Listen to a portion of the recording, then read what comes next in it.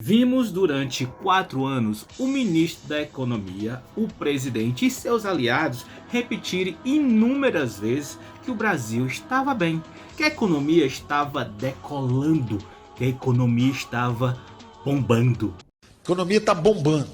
Então o Brasil está decolando mais uma vez. Porém, Lula ganhou e nesse comecinho de transição do governo, a própria gestão de Bolsonaro diz que tem um déficit, quer dizer, um rombo de 150 bilhões de reais para o orçamento de 2023. E a coisa pode ficar um pouquinho pior, já que o ex-presidente do Banco Central e ex-ministro da Fazenda, o Henrique Meirelles, diz que o buraco pode ser mais embaixo e esse rombo pode ser de 400 bilhões. É possível? Pois é, gente, mas nesse vídeo nós vamos abordar de forma crítica e científica o porquê que esse rombo aconteceu e o que o governo de Lula tem de fazer para equilibrar a economia e desenvolver o país. Nossa aula de hoje é sobre instituições políticas e o desenvolvimento econômico das nações. Gostei! E começamos definindo o que é uma instituição. Uma instituição social é um conjunto de regras, normas e valores éticos, jurídicos e políticos que organizam um determinado aspecto da sociedade. Então, pensando assim, o Estado, a escola, uma empresa, uma igreja, cada um tem seu papel determinante num aspecto da vida social. Cada um regulamenta, organiza um determinado aspecto da sociedade. Por exemplo, uma escola tem suas regras, normas e leis. Uma empresa tem suas regras, normas e leis. O Estado tem suas regras, normas e leis. Uma igreja tem suas regras, normas e leis. Eu acho que compreendi. Bem, e aqui eu vou falar de dois pensadores, dois doutores, economistas, professores que estudaram a relação entre instituições políticas e a economia. E eu vou começar falando do Daron Acemoglu, professor do MIT e um dos 3 economistas mais influentes do mundo. E o outro é o James Robson, professor de Harvard, professor de Michigan, professor de Melbourne, na Austrália, e também professor da Universidade da Califórnia. Resumindo, 2 grandes feras no campo da economia. E os dois se juntaram para escreverem o livro que vai aparecer aqui do lado, Por que as Nações Fracassam, de 2012. Um livro que é referência, muito bem aceito pela crítica mundial e muito bem recebido pela comunidade científica. E nesse livro eles mostram a receita de bolo.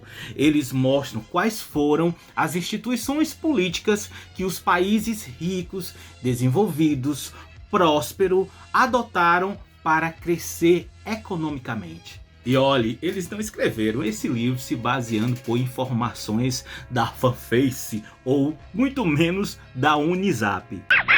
Esse livro foi escrito através de livros científicos, de artigos científicos e de muito estudo, tanto no campo teórico como no campo prático. Legal! E estudando os países ricos e desenvolvidos, eles observaram que tudo começa com a tal centralização política. Veja, centralização política não é centralização do poder. E o que é uma centralização política? É o que os estados conseguem de ordem, assim, a mínima ordem para gerar uma estabilidade. Que estabilidade, Jota? Estabilidade política, social e jurídica. Porque não tem como um país prosperar sem ter estabilidade política. Porque veja só, uma hora um país é um império, outra hora é república, outra hora é ditadura, outra hora é democracia e outra hora uma tentativa de ditadura. E aqui entra o principal erro de governo Bolsonaro. O porquê que seu projeto econômico já estava fadado ao fracasso. O Brasil vem de uma recente democracia, se estabilizando politicamente. economicamente, crescendo economicamente. Aí tivemos o golpe de 16, que já foi um impacto direto na nossa economia, mas até aquele momento a gente não tinha ameaça direta na nossa democracia. Mas aí em 2018 Bolsonaro ganha. E o que ele faz desde que assumiu em 2019? Ataque às instituições, ataque à democracia. Quantas vezes Bolsonaro atacou o judiciário? Quantas vezes Bolsonaro incentivou atos antidemocráticos? Quantos atos antidemocráticos tivemos nesses 4 anos? Quantas vezes bolsonaristas saíram nas ruas pedindo intervenção militar? Ah, gente, e o nome é intervenção militar, com cedilha, e não intervenção militar, como eles estão escrevendo aí nas suas faixas. Pois bem, Bolsonaro não teve estabilidade política. Resultado, rombo de bilhões. Também não tem como um país crescer economicamente sem a estabilidade social. E outra coisa que não tivemos em governo Bolsonaro foi estabilidade social. Você tá falando sério? As mentiras e o negacionismo do bolsonarismo deram voz a fanáticos, analfabetos estruturais, ignorantes, intolerantes e até violentos. A sociedade foi dividida entre os que querem o direito de viver e os que querem o direito de matar. E esses do direito de matar foi legitimado com aquela historinha de luta entre o bem e o mal. Vejam, nesse exato momento o bolsonarismo ainda prejudica a nossa economia com instabilidade política e social, por não aceitarem o resultado das urnas. Gente, preste muita atenção que às vezes eu falo estabilidade e outra eu falo instabilidade. Estabilidade é porque é estável e instabilidade é que não é estável. Tá bom. Pois bem, mas entre a estabilidade política, a estabilidade social e a estabilidade jurídica, a única coisa que nós tivemos nesses 4 anos foi a estabilidade jurídica, graças aos ministros do judiciário, mas principalmente graças a Alexandre de Moraes, o Xandão, que foi um verdadeiro guardião da nossa Constituição, do nosso Estado Democrático de Direito. A nossa sorte é que o judiciário, bem dizer, levou o Brasil nas costas, senão a nossa situação seria muito pior. Ei menina aí, já que tu assistiu até aqui, né? Chegou até aqui, compartilha esse vídeo aí, comenta esse vídeo, curte, dá o like aí. E você não precisa pagar nada, para isso não paga nada. Mas se por acaso Deus tocar no seu coraçãozinho e você quiser dar um valeu, tem um valeu bem aqui, ó. Bem aqui tem um valeu. Mas se você não quiser dar um valeu, Jota, não quero dar um valeu, porque aqui pediu um cartão de crédito, pediu outra coisa. Tudo bem, você pode mandar o Pixus e o Pixus vai aparecer aí. É jumentinhoamarelo@gmail.com. Bem, e segundo os autores, o segundo ponto importante para o desenvolvimento desses países é o regime adotado, que é democracia. Eles observaram que esses países desenvolvidos economicamente adotaram instituições políticas econômicas inclusivas, como propriedade privada e mercado livre. E aqui vem a minha crítica, vem a minha ressalva, baseado na realidade brasileira. Propriedade privada sim, contanto que não prejudique de forma direta ou indireta a economia nem a produção do país.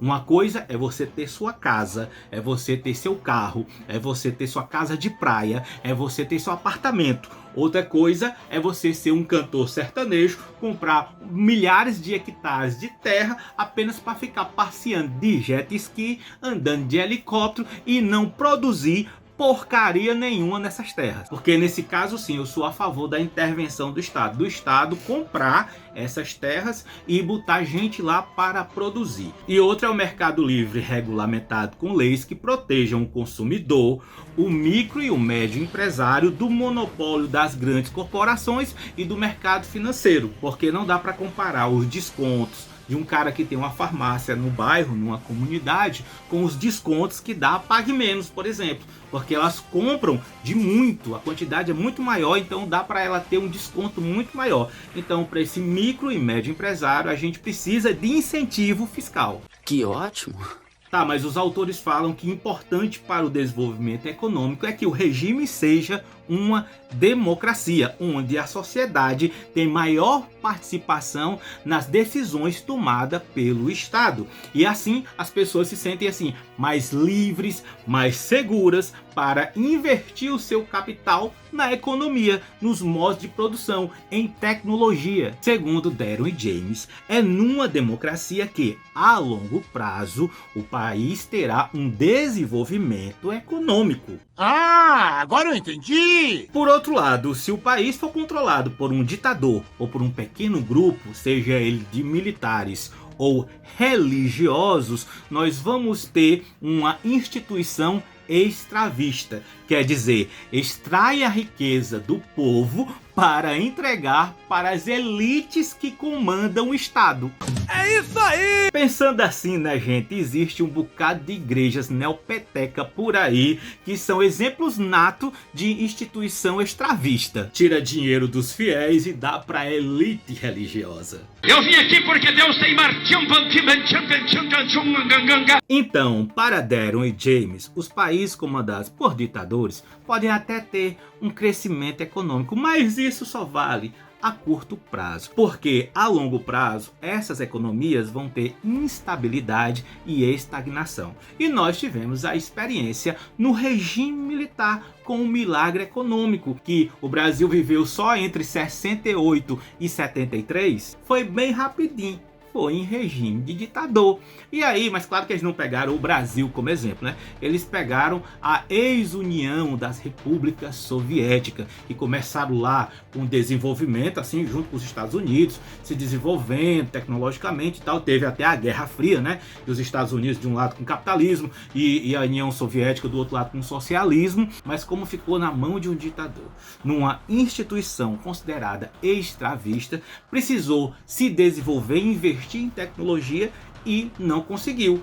Em 91 caiu, quebrou, que apartou. E os Estados Unidos continuou se desenvolvendo baseado nas instituições inclusivas. E nós temos também a Índia, que se desenvolveu muito nos últimos anos, também baseada em instituições inclusivas. Nós temos também a Coreia do Sul, que se desenvolveu bastante, que é uma instituição inclusiva. Já a Coreia do Norte é uma instituição baseada numa instituição extravista. Então vejam as contradições. Bolsonaro passou todo o seu governo falando em liberdade, liberdade e liberdade, ao mesmo tempo que atacava as instituições democráticas de direito. E o bolsonarismo falando de AI-5 e intervenção militar. Só que a gente aprendeu aqui o quê? Que nesse ambiente de instituições extrativa não existe ambiente de competição livre, não existe liberdade para investir na ciência, na tecnologia, em novos modos de produção.